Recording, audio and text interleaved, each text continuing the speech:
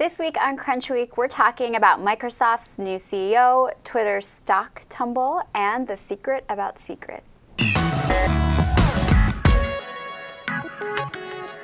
Hi, welcome to Crunch Week. I'm Lena Rao. I'm Colleen Taylor. And I'm Alex.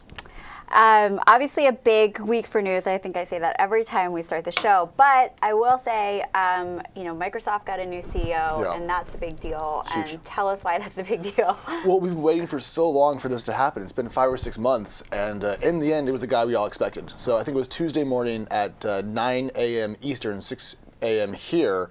My phone rang. And it was the moment had come upon us, and it was what we expected. So Satya Nadella is the new CEO of Microsoft, effective immediately. Gates is no longer the chairman of the board and will have a more active role on product. And this is the new leadership. Who is the chairman of the board? I believe it's now Thompson, who was a very respected guy from IBM, I think about 30 years there. So he'll be a more conservative force. Satya will be the driving leadership, and then Gates will help with product. It's a relatively interesting leadership structure for the company, and one that, if I can just guess, is pretty good. Now, you've sat down with Satya, or you've talked to him. You've interviewed him many times. Yeah. Well, let's not exaggerate, but he's definitely one of the guys at Microsoft at that level that I knew best. And so that did help me kind of dig through this news, and I think he's a pretty solid choice. And he ran their enterprise group, is that correct? He's been there for 22 years. He's done a lot of stuff, but he's best known, I think, most recently for Azure and Microsoft's cloud efforts, which have done, I think, B+, A- in a very difficult market. So that's his kind of latest accomplishment at the company.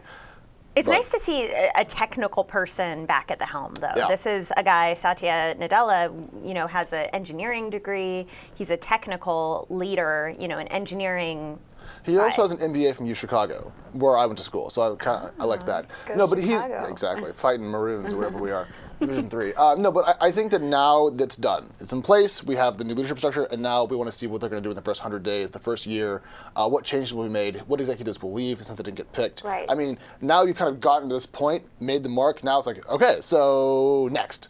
We've build coming up. It's going to be a really big year for the company. Yeah, I mean, obviously it's sort of like it's at this inflection point where they can go a lot of different ways, and consumer, enterprise. Obviously, they have like a lot in gaming. What do you think he's going to, just knowing him, what do you think he's going to prioritize?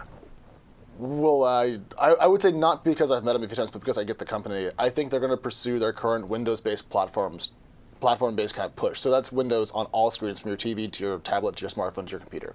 And they're trying to unify the overall Windows architecture so you can kind of build once and deploy everywhere. I think that's going to be still their core focus. I mean, they make a lot of their profit on enterprise sales and that sort of thing, and that'll stay. They're not going to stop doing that. But I think the overall platform gambit they're working on is going to be the biggest story for the next couple of years. So it's sort of like what the Android kind of doing with what Google did for Android. No. But I see what you're trying to go for there, but not quite. Okay. Although, if you ever used Android on a desktop PC, it is absolutely miserably bad. Yeah. It's so laggy. Well, they want it to be that way. They want it to be so badly, but I can't figure out why they're doing Chrome OS and Android on PCs. I can't figure out how those unify. But we'll have to see. I just love how right now Microsoft is sort of an underdog. Some news just came out today, Friday, that the new rankings of the biggest companies in the world, and number 1 is Apple, number 2 is Google. Google just surpassed Exxon.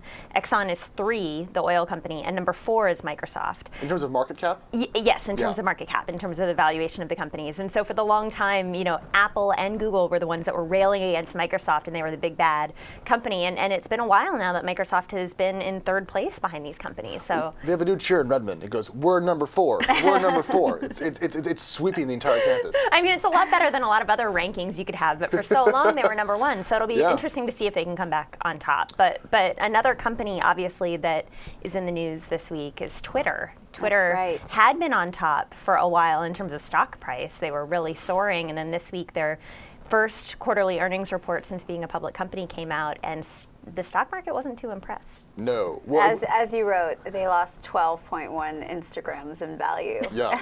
Well, that's a fun way to look at it. But what happened was they reported a surprise profit and better than expected revenue. And so if you look at their stock price in after hours trading, it shoots up like 6% and then just tanks because investors have really hoped to see strong user growth. And on a quarter-over-quarter basis, they only grew their monthly active users by 3.9%.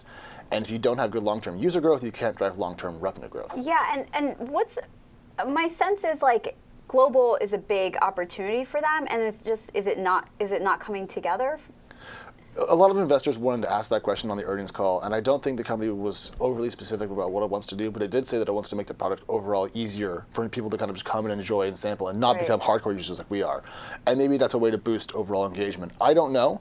I know that Twitter is still what I live and die with. I mean, it's the one tool I can't. I could lose anything but WordPress and keep, but I don't know if it's that pervasive of a product. I mean, this is just a classic example of when companies go public pretty far into their maturity. I mean, Twitter did have a period where it was seeing crazy steep user growth, but that was years ago now, and they went public sort of so far into their lifespan. I mean, they just went public in 2013. The company was founded in 2005, 2006? Something like that, yeah. So it used to be that companies would go public, a few years after they launched, and then the public market could benefit from the upswing in growth that they would see. But now the private market benefited from the upswing in growth, and it's going to be a little bit more of a gradual growth from here, I think, for Twitter. I think a lot of people who are on Twitter or who were going to be on Twitter have already joined Twitter. Yeah. And also, one thing to go back to what you were saying on the earnings call, I wasn't on that earnings call, I will say, but one of the things that I was seeing on Twitter and afterwards was how the company kind of messed up on the call. They didn't give enough analysis around or actual plans around what they should have done to kind of speed up that, or what they're doing to speed up that growth, their future. I mean, and they could have mitigated some of the backlash with that. So when you're the CEO and you have a bad earnings report and your stock is falling in after hours trading, you want to come across as very, I've got this, it's under control, here's the plan.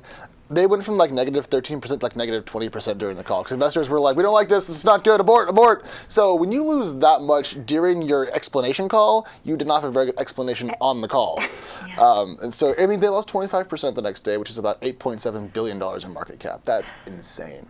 Yeah, but I think this is a long-term company. I think Twitter has made some good bets. Maybe they'll get better about their messaging. I mean, this was their first earnings call as a publicly traded company, and so they're just getting their legs here. But I don't know. I still believe that Twitter can be a company that does really well. It might not see monthly active user growth, but maybe it doesn't need a bunch of monthly active users to make a lot of money.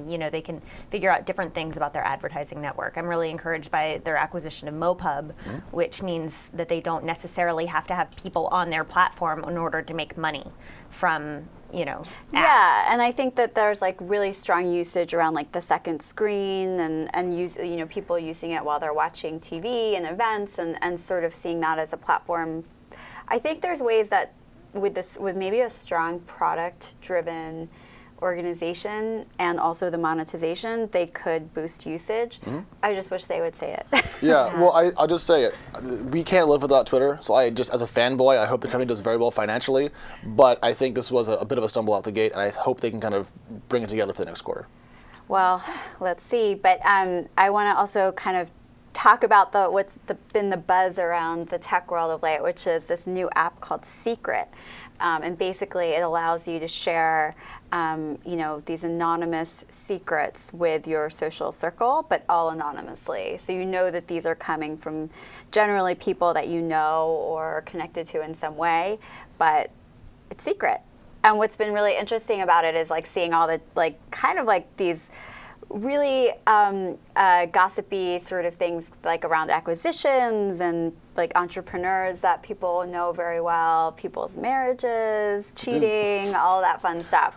It's entertaining, but also it's like one of those car crashes that you see on the side of the road. It's hard not to take your eye off of it, but at the same time, you just don't want to see it as well. I don't know. What do you guys think? Ryan Lawler had written this great post, I thought, this week that was basically saying this is where the blind items are posted of Silicon Valley. And last night I was talking to a couple of friends who are in the tech industry, and they didn't know what blind items were. And because I think it's kind of a journalistic term, or at least just like a gossip. It's a page 6 It's thing. a page 6 I don't know what it means. So you don't know what it means. So a blind item is something that gossip columnists will use, where they give hints about who a certain person is. They'll say, which middle-aged tech blogger is having an affair with which blonde celebrity starlet or something. None of them. It's none of them. I know. Absolutely none of them. But that's the thing, and so you'd have to guess. It's a guessing game in some ways, and they give you hints about who it is and things. see. And so that's kind of what this Secret app is tapping into. But instead, you're wondering who's writing this. You know, it's Right. And somebody how saying- true it is actually is. Also how true it you is. obviously trust a gossip columnist because they're tapped into that whole world. do? Well, that's true. It depends on the gossip columnist. But, you know, generally you can have a little bit of trust in them. You know, you don't know where Well, these are Ryan coming showed me from. the app before we went on air, and I hadn't seen it before because I don't secret. I don't know. And it was a bunch of Sam Biddle jokes, and I mean they were not very nice. Yeah, it Yeah. just comes, I guess it's what your network does. And so that, you know, the secret experience for the network of us is going to be different from the secret experience for a network of, you know, college students at, Oh, you know, in Purdue or something. Yeah. Or, Can or Can you high imagine school having this when you were in students. college? Oh, it's been terrible. Or awesome. I think it would be terrible. But, I mean, you're right. Maybe they've tapped into something here, though, that people want and need. People want to talk shit. They want to do it without any danger to themselves. So there you go. Talk shit and be anonymous. It's like the internet. It's like commenting on the internet. Well, you also have to wonder, like, is this a business? Like, No. it's obviously interesting and buzzy and, you know, but is it a business? I don't know. What do you guys think? Can you advertise against secrets, I guess? Can you advertise against jokes about Sam Biddle's sexual performance? I don't think so. I don't think you want to do that. Colgate, Or like, Sam Biddle. and or like, also like, is the you know, if things start becoming like untruthful on the platform. So like, someone had said that Evernote was about to be acquired, and then journalists started writing about it and contacted the CEO and founder, and he was like, absolutely not. This is like a total false thing, and so it's kind of takes away from the truth aspect of it. Well, I think it's never designed to be truthful, because that would be very, very unfun to be like, I just ate a sandwich secret. Like, I mean, our lives are really boring. Let's be honest here. So like, if we actually did that kind of secret, there wouldn't be much buzz. It's just fun to see certain things take off. I mean, and every week we have these big companies to talk about, but then once in a while these apps come out and kind of change the way that people think, at least for a day or two. I mean, these things could be flash in the Who pan knows, or though? whatever. Snapchat changed the way, and Whisper, and all these interesting apps that are coming out. I mean, Flipagram, Flipagram? Yeah, Flipagram. They just raised a bunch of money. What's a flipagram? It's like little kind of movies that you can make out of, like short movies you can make out of your photos to music. See, this is the There you beauty go. of Silicon Valley, and this is the beauty of TechCrunch. I mean, Flipagram, who knew? So is Flipagram the new Flappy Bird or Secret the new Path? I Or can't. the new highlight. We're going to have to end on that, but thank you for watching us. Tune in next week.